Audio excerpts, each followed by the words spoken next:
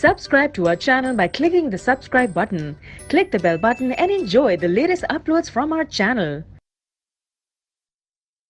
Now student, see sixth and the last question of the exercise. The question is, in a community, 50 people speak French, 20 speak Spanish, and 10 speak both Spanish and French.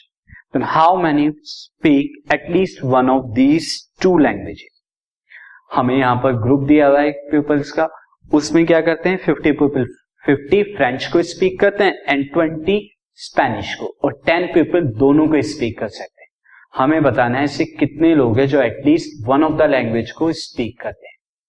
यानी ऐसे लोगों का group जो कोई ना कोई language या तो स्पेनिश या फ्रेंच को स्पीक करते हैं या दोनों स्पीक करते हैं.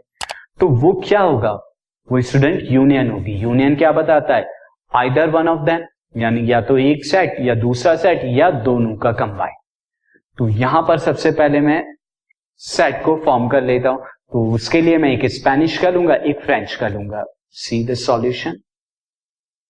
यहां पर एफ ले लेता हूं मैं, set of people speak French, and S for set of people speak Spanish.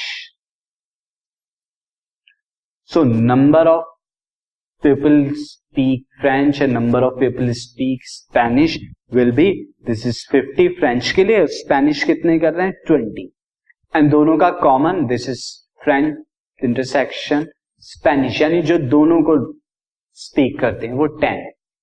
So number of French union S will be an F plus number of people speak Spanish minus number of people speak both French and Spanish. यानी दोनों का intersection, that is 50 plus 20 minus 10, and ये कितना निकल के आएगा, this is 60 के बराबर. So 60 people speak either one of them language, either one of them language. So student, this marks the exercise section of this chapter. Now move on to the next.